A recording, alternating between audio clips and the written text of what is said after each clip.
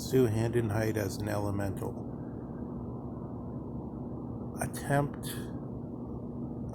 Here we attempt an investigation which will bring more dreadful clarity or lucidity to the question of one of the elementals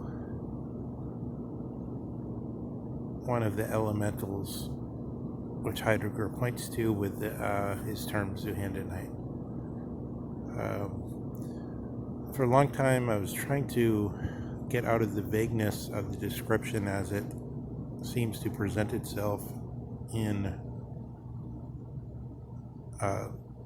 Sein und Zeit, being in time, through the provocation of the suggestion that ZuHandenheit is the touchable, because then I present the problem, but why is that wrong?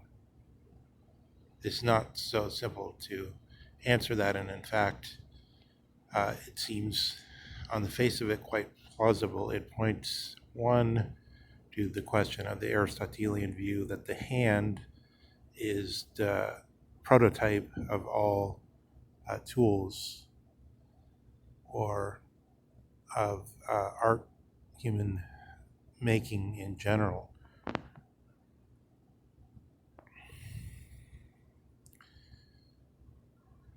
This is only one question that suggests itself when we look at it from that angle. But if we look at it from the angle of the question of perception, which is the question that is through overthrowing it, the question of German idealism arises after Kant. Once it's seen that one can't do anything with the transcendental in this sense of a perceiving subject or mind trying to access Wirklichkeit or reality, which is since distant. Let me make one parenthetical here. Kant seems to exist, so let's superimpose this over Kant, this mathematical issue, that Kant seems to exist at just a time when, after, so we're 1800 plus 6, so 2400 years. This is about 600 BC. It has been positively, by which I mean actually somebody doesn't just sort of act as though it were true, but they say it to themselves, they clarify it to themselves. It's been positively taken to be the case that geometry corresponds to the natural external world. In Kant's time, this question has already had about 100 years to percolate. So Hobbes was the first to positively, again in the sense of actually to say it and to say it clearly, so that it's, and then sometimes somebody says something, but then you realize they're not really holding to it. So like, for example, one can have a problem with the fact-value distinction, but then try to have a discussion even with yourself without using it, because it's so much in power that we find it very hard to escape that, even though we think it's not completely cogent. But in Hobbes' case, it's not like that. He's actually overcome in himself this view which is held all the way since 600 BC. Hobbes was active about a little before, I guess 1650 to 17 something like that, maybe a little 1630 or something. But okay, so he would live to be very old, but during that time period, this was exactly when human beings realized that it really wasn't cogent to assume this notion that it's hard to get hold on what's happening here because we have sort of an idea out of the tradition has already come to us with an account of why this happened. And the tradition says basically higher algebra came in, and then it was like people had a huge motivation to go to the thing that the Pythagoreans um, disdained most maniacally, most uh,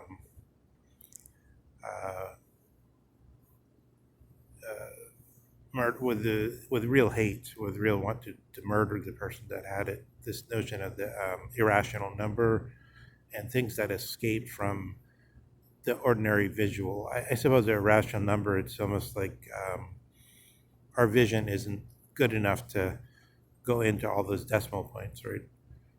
There must be something that escapes what we see intuitively in direct vision.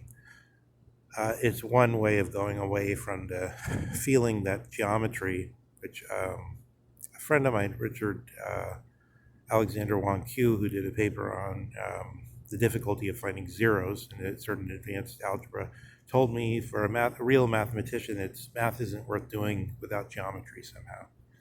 So that's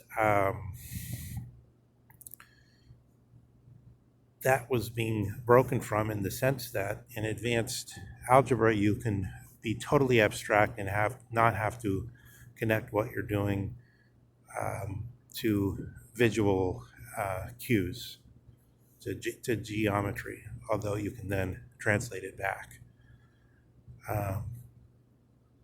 This coming in meant that the growing sense that for instance, astronomy was long since taken to be a form of mathematics. So the idea was that astronomy is mathematics in space, music is mathematics in time, and there's some other notions along those lines. But that was really because it seemed like the stars in the sky were the pure representation of geometry. Once it was revealed that the space may be possibly indefinite, this sort of the intensity with which that conviction was held became like this vapor that Nietzsche's speaking about. That being is the last disappearing vapor of the situation where es gibt kein Gott. It's not that we're skeptical, but that we're simply shown that there's not this situation which here we have by analogy. There's not this situation where the thing that we reach at the highest, not the highest point, but within so-called episteme, within sure knowledge which would eternally repeat. This is the idea of the amor fati, loving fate. So some people would really love it if number really corresponded to external nature, because then you could have knowledge which would be eternally repeat, as it were. Which, well, for Nietzsche, I think eternal repetition means that it's not really true, but you could keep willing it to be true somehow. So from within this space where this idea breaks down, we get Kant buckling with the perception problem, and then we get these existential accounts. And in the existential account, we have this notion from Husserl that there's something which is made the object of the soul. So it's as though Husserl, even though he's no longer thinking in the terms of an organism that has to have perception in some way, or in the same way Kant is thinking, he still has this.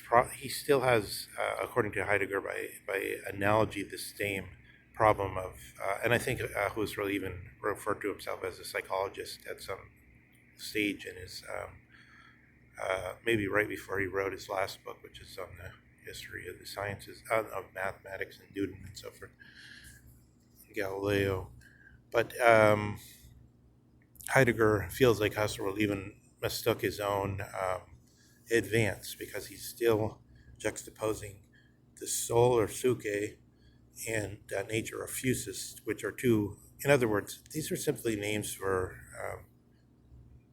the world as supposedly from the inside, from a unique standpoint, and then the world as nature, as physis, as supposedly as it stands before us, but not even as it stands before us, but just as it would be if no one was there. Just leap into the supposed world as it would be if no one were there, which then is what the medievals mean by God. God is the one that's always watching that world as it would be if we're never there, as we get in the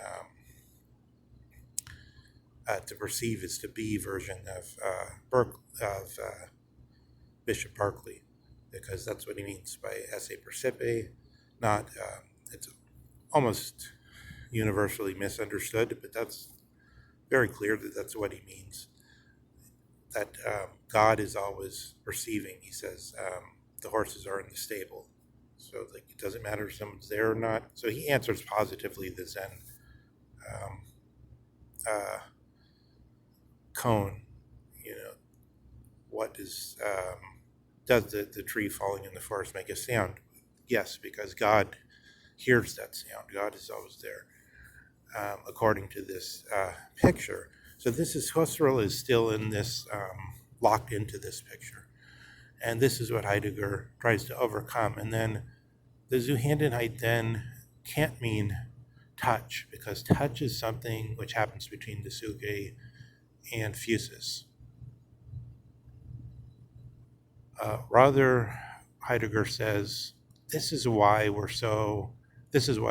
philosophers are always making this stupid argument about maybe it's an hallucination, because in a hallucination, that means that the thing that you thought was there wasn't touchable. So you can see that's the demarcation of the phenomenological object still in Husserl, because there's still this question of he juxtaposes the notion of it's an illusion, but as an illusion, it's still a positive phenomena with it's the actual thing.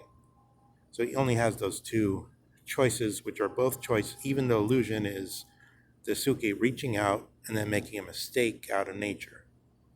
You see, one spot is the suke reaching out to something that it can actually touch. The second spot is the error, where it reaches out, but what it actually gets is the ghost, the spirit or something. So Heidegger is saying this is sort of the last vapor of the psychological or anthropological. I think a psychological and anthropological are the same, because so the Platonic psychology was called anthropology still in the 19th century in Prussia. So it's like Kant, when he talks about anthropology, he means the Platonic psychology. He means about the suke. Then 100 years later, F.W. Maitland says either anthropology will become history or it will become nothing. So, and what he meant by that is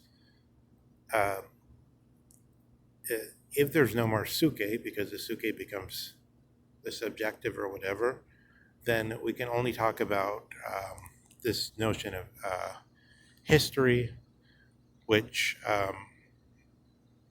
is the really the history of the wars of state is the primary meaning of history, and then you could have subcategories like art history and so on. But history as the political, almost in this most intense and most extreme sense, where war is the most extreme thing, and it's also the most intense thing for Carl Schmitt. So we reach this way an understanding of ZuHandenheit as what is not psychological, and then we have to see how Heidegger is putting together this element with several other elements and how he wants this to be thought.